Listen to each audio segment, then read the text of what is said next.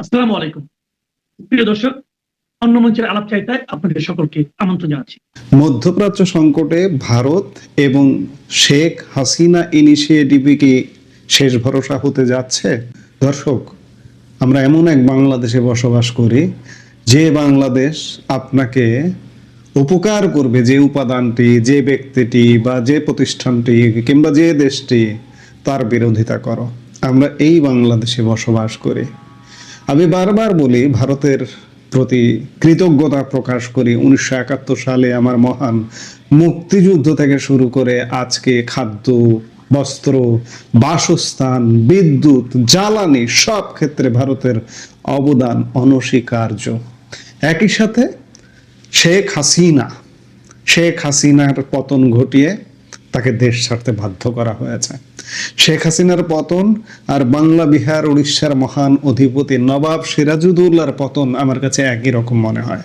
নবাব সিরাজউদ্দৌলাকে হত্যা করা হয়েছিল এবং হত্যার বিনিময়ে 200 বছরের গোলামির জিঞ্জির বহন করতে হয়েছিল পায়ে হাতে। আর শেখ হাসিনা আর এক দেশপ্রেমিক, তাকে দেশ ছাড়া করতে হয়েছে। শেখ হাসিনা এমন একজন দূরদর্শী মানুষ ছিলেন যার কর্মগুলো আজকে বাংলাদেশকে সংকট থেকে বাঁচানোর একটা পথ দেখাচ্ছে, অথচ শেখ হাসিনাকে দেশ ছাড়া করা হয়েছে। বিশ্ব রাজনীতি ও অর্থনীতিতে আজ চরম এক অস্থিরতার মধ্য দিয়ে যাচ্ছে। বিশেষ করে মধ্যপ্রাচ্যের চলমান যুদ্ধ পরিস্থিতি বিশ্ববাজারকে এক অনিশ্চয়তার দিকে ঠেলে দিয়েছে। এই সংকটের ঢেউ এসে লেগেছে আমাদের বাংলাদেশেও। জ্বালানি তেল থেকে শুরু করে খাদ্যপণ্য সবকিছু নিয়েই যখন সাধারণ মানুষের মনে উদ্বেগ, ঠিক তখনই সামনে আসছে এক নতুন সমীকরণ। কেন মধ্যপ্রাচ্য সংকটে ভারতের ওপর বাংলাদেশের বাণিজ্য নির্ভরতা আরো বাড়তে পারে? কেন বলা হচ্ছে বর্তমান প্রেক্ষাপটে ভারত এবং শেখ হাসিনা সরকারের নেওয়া দীর্ঘমেয়াদী উদ্যোগগুলি হতে যাচ্ছে বাংলাদেশের জন্য শেষ ভরসা? আজকে বণিক বার্তা এই ধরনের একটি বিশেষ প্রতিবেদন করেছে। আমরা সেটির আলোকে এবং আমাদের আলাপ আমরা বিশ্লেষণ করবার চেষ্টা করব। আমাদের আমদানির প্রধান উৎসগুলোর দিকে তাকালে দেখা যায় চীনের পরে দ্বিতীয় বৃহত্তম উৎস হচ্ছে প্রতিবেশী দেশ ভারত। তা এখানে বলে নেওয়া ভালো, অর্থের বিচারে চীনে অর্থটা বেশি যায় কেন? আমাদের যে কলকারখানা, বিভিন্ন যন্ত্রপাতি আমদানি করতে হয়, আর সামরিক সরঞ্জাম আমদানির কারণে চীনের কাছে অর্থটা বেশি যায়, ভারতের কাছে দ্বিতীয় যায়। ভারত থেকে এমন এমন গুরুত্বপূর্ণ কিছু পণ্য আমদানি করা হয় যা না হলে আপনার জীবন বিপন্ন হয়ে যেতে পারে। বাংলাদেশ ভারত থেকে তুলা, খাদ্যশস্য, জ্বালানি তেল এবং বিদ্যুৎ আমদানি করে। পরিসংখ্যানে দেখা যাচ্ছে দুই দেশের মোট বাণিজ্যের প্রায় 85%ই মূলত ভারত থেকে আমদানি।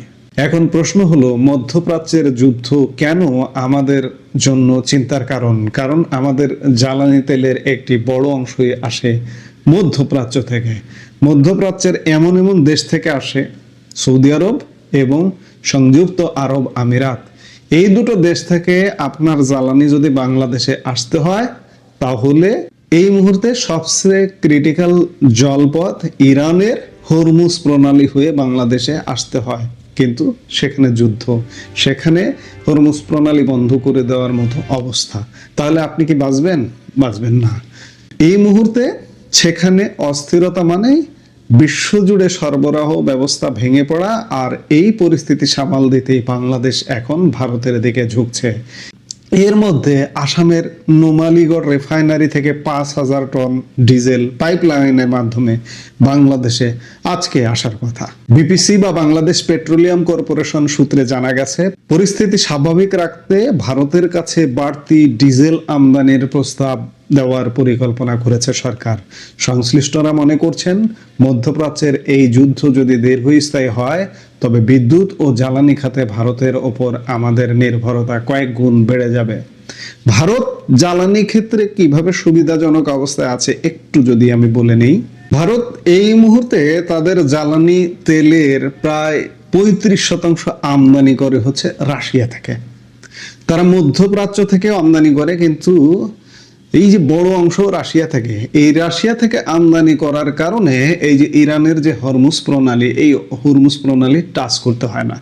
রাশিয়া তাদের তেলের একটি বড় অংশ কৃষ্ণ সাগরের নভরাস্কি বন্দর থেকে রপ্তানি করে এবং এই রুটটা হলো কৃষ্ণ সাগর হয়ে বসফরাস প্রণালী হয়ে ভূমধ্য সাগর হয়ে সুয়েজ খাল, লোহিত সাগর, আরব সাগর হয়ে ভারতে এসে পড়ে।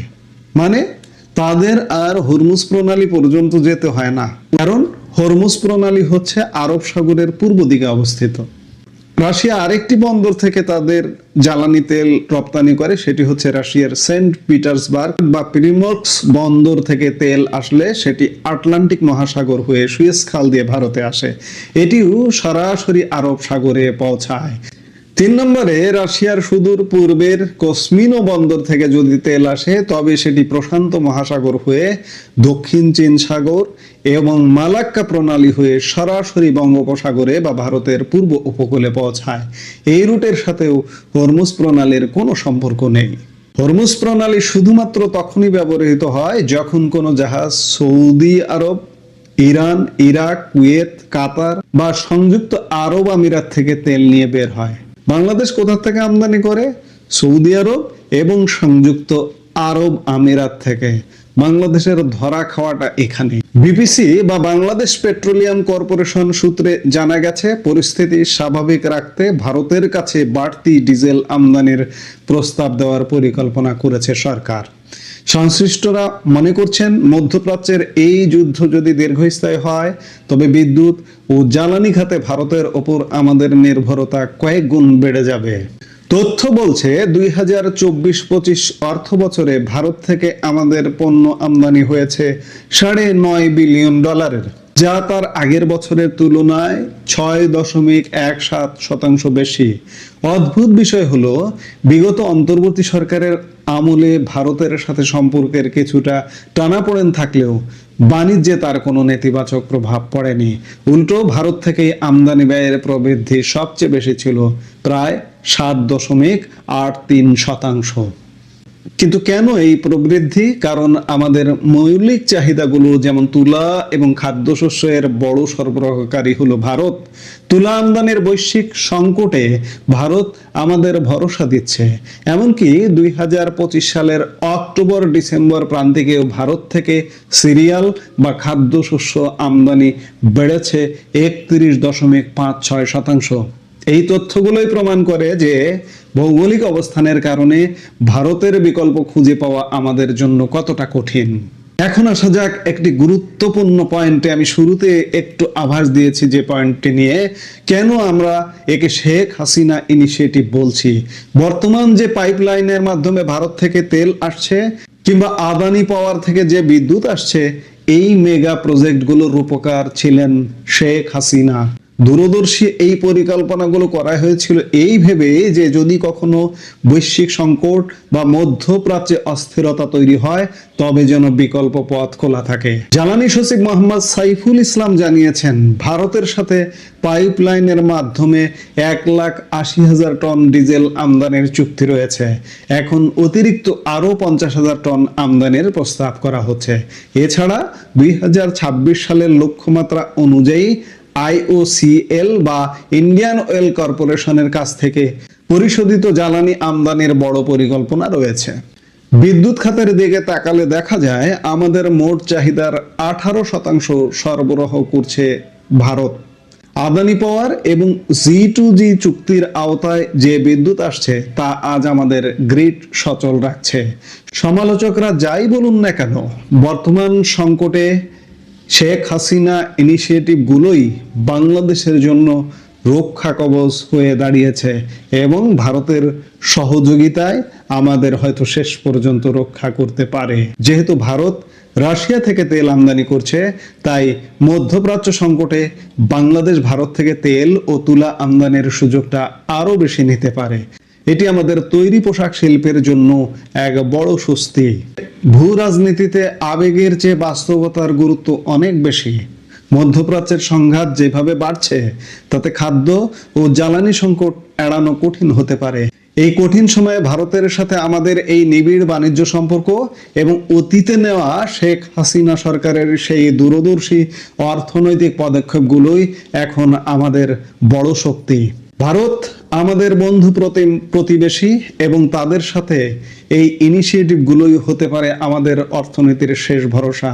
আমাদের উচিত হবে এই বাণিজ্যিক সম্পর্ককে রাজনৈতিক বিতর্কের ঊর্ধ্বে রেখে দেশের মানুষের জ্বালানি ও খাদ্য নিরাপত্তা নিশ্চিত করা। আজকে বাস্তবতা এমন দাঁড়িয়েছে, আপনার ভারত বিরোধিতা ধোপে টিকবে না। আজকে শেখ হাসিনার অবদানকে আপনি অস্বীকার করতে পারবেন না। অর্থাৎ আমাদের সংকটে ভারত এবং শেখ হাসিনা ইনিশিয়েটিভই ঢাল হয়ে দাঁড়িয়েছে। এই মুহূর্তে এ পর্যন্ত। আইনমন্ত্রী অ্যাডভোকেট আসাদুজ্জামানের কাছে যখন এই অডিও রেকর্ডগুলো তুলে দেওয়া হয়েছে, তখনই আইনমন্ত্রী নাকি সাইমুম রেজা তালুকদারকে ফোন করে বলেছেন যে তার কাছে প্রমাণ আছে, প্রয়োজনে তিনি সাইমুম রেজা তালুকদারকে এখন পুলিশে দেবেন।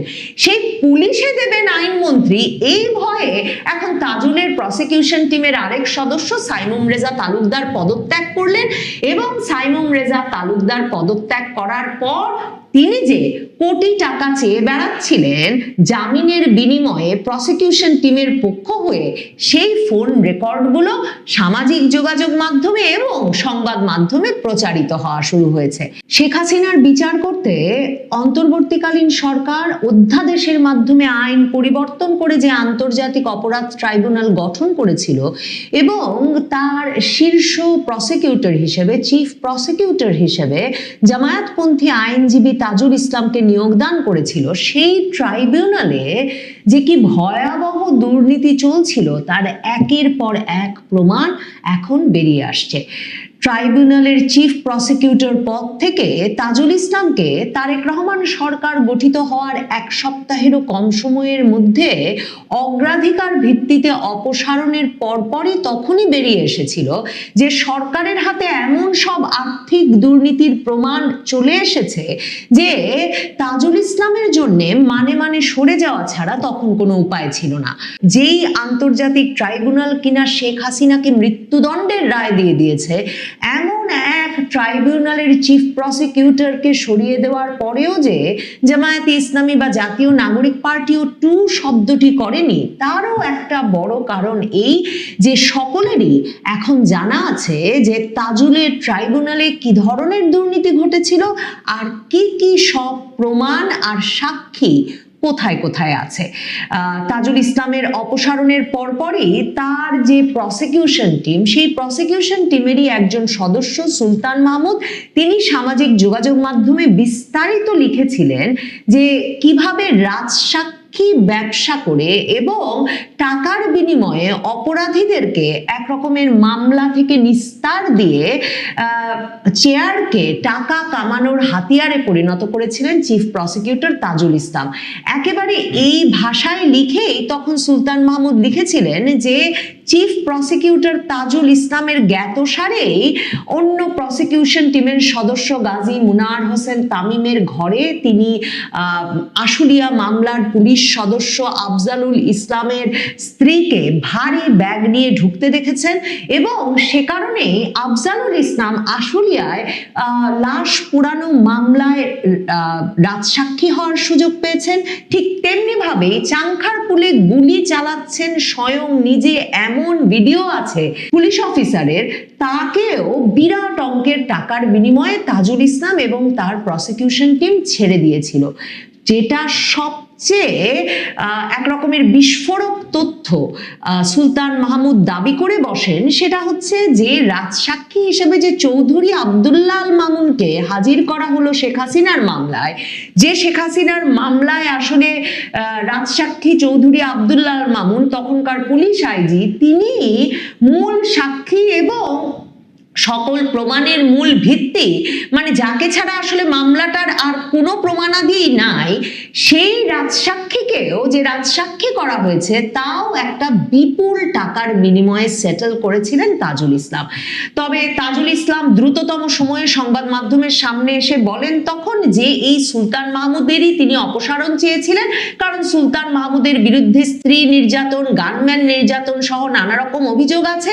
এসব বলে তিনি আপাতত ধামাচাপা দেন। আর নতুন যে চিফ প্রসিকিউটর বিএনপি নিয়োগ করেছে, বিএনপি পন্থী আইনজীবী আমিনুল ইসলাম, তিনি তখন বলেন যে তিনি মাত্র এসেছেন দায়িত্বে, এখনো কিছু জানেন না, অভিযোগ পেলে তিনি নিশ্চয়ই তদন্ত করে দেখবেন। মানে একেবারে সবচেয়ে স্পর্শকাতর যে মামলাটা আন্তর্জাতিক অপরাধ ট্রাইব্যুনালের শেখ হাসিনার মামলা, এবং শেখ হাসিনার মামলার যে মূল প্রমাণ রাজসাক্ষী চৌধুরী আব্দুল্লাহ আল মামুন, সেটাই বহু টাকার বিনিময়ে হয়েছে এমন একটা অভিযোগ আসার পর অনেকেই বলা শুরু করেন এরপর আর এই আন্তর্জাতিক অপরাধ ট্রাইব্যুনালের বিচার গ্রহণযোগ্য থাকে কিনা, এই বিচারের পরবর্তী পর্যায়ে এই মামলার দুর্নীতির তদন্ত ছাড়া অগ্রসর হওয়া যায় কিনা। অনেকে এই প্রশ্ন তো অনেক আগে থেকেই তুলছেন যে অধ্যাদেশের মাধ্যমে আন্তর্জাতিক অপরাধ ট্রাইব্যুনাল যে গঠিত হলো শেখ হাসিনার বিচারের জন্য, সেটারই কোনো সাংবিধানিক বা আইনি ভিত্তি আছে কিনা। এই অবস্থায় এখন যেই প্রমাণ বেরিয়ে এসেছে, এরপর আন্তর্জাতিক অপরাধ ট্রাইব্যুনালের বিচার কাজ চালিয়ে নেওয়া, এসব বিচার কাজের বিশ্বাসযোগ্যতা থাকা কিংবা এর কোনো আইনি ভিত্তি আছে বলে দাবি করাই বোধহয় মুশকিল হয়ে যাবে। এই তাজুল ইসলামের প্রসিকিউশন টিমেরই আরেক সদস্য সাইমুম রেজা, তিনি পদত্যাগ করেছেন সোমবারে। মানে এই যে প্রসিকিউশন টিমটা গঠিত হয়েছিল তাজুল ইসলামের, সেখানে সকলেই তাজুল ইসলাম, যিনি জামায়াতের একজন অত্যন্ত প্রভাবশালী আইনজীবী, তারই ঘনিষ্ঠ আইনজীবী এবং সহচরদেরকে নিয়ে এই প্রসিকিউশন টিমটি গঠিত হয়েছিল। সকলেই জামায়াতপন্থী, কারণ এই আন্তর্জাতিক অপরাধ ট্রাইব্যুনালে যে শেখ হাসিনার বিচার করতে হবে, এটা আসলে মূলত জামায়াতের একটা রাজনৈতিক লক্ষ্য ছিল। কারণ এই আন্তর্জাতিক অপরাধ ট্রাইব্যুনালে যেহেতু শেখ হাসিনা জামায়াতের শীর্ষস্থানীয় নেতাদের 1971 সালের যুদ্ধাপরাধের বিচার করেছিলেন, কাজেই একরকমের তার প্রতিশোধ হিসেবে জামায়াত তার রাজনৈতিক লক্ষ্য নির্ধারণ করে যে সেই আন্তর্জাতিক অপরাধ ট্রাইব্যুনালে জামায়াতে ইসলামী শেখ হাসিনা সহ আওয়ামী লীগের শীর্ষ নেতৃবৃন্দের বিচার করে ছাড়বে। এখন এমন অডিও ক্লিপ গতকাল সাইমুম রেজা তালুকদার নামের ওই প্রসিকিউটর পদত্যাগ করার পরে বেরিয়ে এসেছে, যেখানে শোনা যাচ্ছে প্রসিকিউশন টিমের সদস্য এই সাইমুম রেজা তালুকদার আওয়ামী লীগের একজন সাবেক সংসদ সদস্য ফজলে করিম চৌধুরী, সেই ফজলে করিম চৌধুরীর পরিবারের সদস্যদের সঙ্গে বারবার কথা বলছেন। আর সেসব কথোপকথনে বারবারই তিনি বলছেন যে তিনি জামিনের ব্যবস্থা করে দিতে পারেন ফজলে করিম চৌধুরীর, যদি ফজলে করিম চৌধুরীর পরিবার তাকে 1 কোটি টাকা দিতে রাজি হয়। এমনকি তিনি এই কথাও বলছেন যে সেই 1 কোটি টাকাটা চাইলে পরিবার কিস্তি হিসেবে দিতে পারে, কিন্তু কিছু অগ্রিম 10-20 লাখ টাকা এখন থেকে দেওয়া প্রয়োজন। 2024 সালের সেপ্টেম্বর থেকে চট্টগ্রামের রাউজানের এই সাবেক আওয়ামী লীগ সংসদ সদস্য এবিএম ফজলে করিম চৌধুরী কারাগারে আটক আছেন এবং আন্তর্জাতিক অপরাধ ট্রাইব্যুনালের তার মামলাটা করা হয়েছে, কিন্তু এখন পর্যন্ত তার বিরুদ্ধে কোনো অভিযোগ গঠন করা যায় নাই। এই যে তাজুলের প্রসিকিউশন টিমের সদস্য এই সাইমুম রেজা তালুকদার নিজেই ফোনে বলছেন আবার যে আসলে কোনো অভিযোগ নাই, অভিযোগ পাওয়াও যাবে না, প্রমাণও করা যাবে না। কাজেই এই যে একরকমের উনাকে 1 কোটি টাকা দিয়ে প্রসিকিউশন টিমকে একরকমের খুশি করে জামিনের ব্যবস্থা করাটাই এবিএম ফজলে করিম চৌধুরীর পরিবারের জন্য ভালো হবে। এবং সাইমুম রেজা তালুকদার পদত্যাগের পর যখন সোমবারে এই অডিও ক্লিপগুলো পরিবারের বরাতে পেয়ে বেসরকারি টেলিভিশন চ্যানেল 24 সহ বিভিন্ন জায়গায় প্রকাশিত হওয়া শুরু করে, তখন আবার তাজুলের প্রসিকিউশন টিমের সদস্য এই সাইমুম রেজা তালুকদার বলেছেন যে প্রসিকিউশন টিমের গঠনটাই এমন যে কোনোভাবেই কোনো ব্যক্তির পক্ষে একা কাউকে জামিন দেওয়া বা কাউকে রাজসাক্ষী বানানো বা কাউকে কোনো সুবিধা দেওয়া সম্ভব হয় না। এটা করতে হলে একেবারে চিফ প্রসিকিউটরের অনুমোদন সহ জ্ঞাতসারে পুরো প্রসিকিউশন টিমের এক রকমের বোঝাপড়ার মধ্যেই এই কাজটা করতে হবে, কারণ চিফ প্রসিকিউটরের নেতৃত্বে প্রসিকিউশন টিমকে কয়েকটি স্তর পার করে মামলার নথি প্রস্তুত করতে হয় এবং আদালতে উভয় পক্ষের শুনানি, সাক্ষ্য, যুক্তিতর্ক শুনে আদালত তারপরে সম্পূর্ণরূপে স্বাধীনভাবে তাদের অর্ডার ও রায় দেন। কিন্তু সাইমুম রেজা তালুকদারের এই যে সংবাদ মাধ্যমকে দেওয়া এই মন্তব্য, তাতে পরিষ্কার যে তিনি বলতে চাইছেন যে এই যে চিফ প্রসিকিউটরের জানাশোনার বাইরে কিংবা পুরো প্রসিকিউশন টিমই যদি যুক্ত না হন, তাহলে কোনো কাউকে কোনো মামলায় সুবিধা দেওয়া প্রসিকিউশন টিমের পক্ষে সম্ভব হয় না। মানে সাইমুম রেজা তালুকদার একা ডুবতে চাইছেন না, তিনি যখন ডুববেন তখন তিনি সবাইকে নিয়েই সম্ভবত ডুবতে চাইছেন। এখন এই চিফ প্রসিকিউটর তাজুল ইসলামের কাছেও নাকি এই অডিও রেকর্ড শুনিয়ে আসা হয়েছিল বলে এখন আওয়ামী লীগের এই সাবেক সংসদ সদস্যের পরিবারের সদস্যরা দাবি করেছেন বলে প্রথম আলোতে লিখেছেন আওয়ামী লীগের কট্টর সমালোচক এবং এই আন্তর্জাতিক অপরাধ ট্রাইব্যুনালের বিচারের একজন পর্যবেক্ষক ডক্টর কামাল হোসেনের মেয়ের জামাই ডেভিড বার্গম্যান। ডেভিড বার্গম্যান লিখছেন যে এই সাবেক সাংসদের পরিবার এই অডিও রেকর্ডগুলো তাজুল ইসলামকে গিয়ে শুনিয়ে এসেছিল, কিন্তু তাজুল ইসলাম তখন ওই মামলা থেকে সাইমুম রেজা তালুকদারকে বাদ দেন বটে, কিন্তু পুরো প্রসিকিউশন টিম থেকে বাদ দেন না। এবিএম ফজলে করিম চৌধুরীর পরিবার এখন এই অডিও রেকর্ডগুলো গিয়ে তুলে দিয়েছে আইনমন্ত্রী আসাদুজ্জামানের কাছে এবং আইনমন্ত্রী অ্যাডভোকেট আসাদুজ্জামানের কাছে যখন এই অডিও রেকর্ডগুলো তুলে দেওয়া হয়েছে, তখনই আইনমন্ত্রী নাকি সাইমুম রেজা তালুকদারকে ফোন করে বলেছেন যে তার কাছে প্রমাণ আছে, প্রয়োজনে তিনি সাইমুম রেজা তালুকদারকে এখন পুলিশে দেবেন। সেই পুলিশে দেবেন আইনমন্ত্রী, এই ভয়ে এখন তাজুলের প্রসিকিউশন টিমের আরেক সদস্য সাইমুম রেজা তালুকদার পদত্যাগ করলেন এবং সাইমুম রেজা তালুকদার পদত্যাগ করার পর তিনি যে কোটি টাকা চেয়ে বেড়াচ্ছিলেন জামিনের বিনিময়ে প্রসিকিউশন টিমের পক্ষ হয়ে, সেই ফোন রেকর্ডগুলো সামাজিক যোগাযোগ মাধ্যমে এবং সংবাদ মাধ্যমে প্রচারিত হওয়া শুরু হয়েছে। এখন এই যে এবিএম ফজলে করিমের পরিবারের সঙ্গে সাইমুম রেজা তালুকদারের যে কথোপকথন, সেখানে তিনি পরিষ্কার বলেন যে এদের বিরুদ্ধে কোনো প্রমাণ নেই। আওয়ামী লীগ নেতা হিসেবে একরকম বড় নেতাদের কয়েকজনকে ফাঁসিয়ে দেওয়ার প্রচেষ্টা থেকেই এই আন্তর্জাতিক অপরাধ ট্রাইব্যুনালে এই মামলাগুলো সাজানোর চেষ্টা হচ্ছে। কাজেই টাকা পয়সা দিলে, একটা যোগসাজশের মধ্যে আসলে, সমঝোতার মধ্যে আসলে ছাড় পাওয়া যাবে। সেগুলোর সাথে যদি এখন সুলতান মাহমুদ যে অভিযোগগুলো এনেছিলেন, প্রসিকিউশন টিমের আরেক সদস্য, যে এমনকি আবু সাইদের মামলায় একজন পুলিশ কর্মকর্তা ইমরান, তাকে যে শেষ পর্যন্ত মামলায় আর আসামি রাখা হয়নি, সেটাও একটা বড় ধরনের টাকার বিনিময় হয়েছে।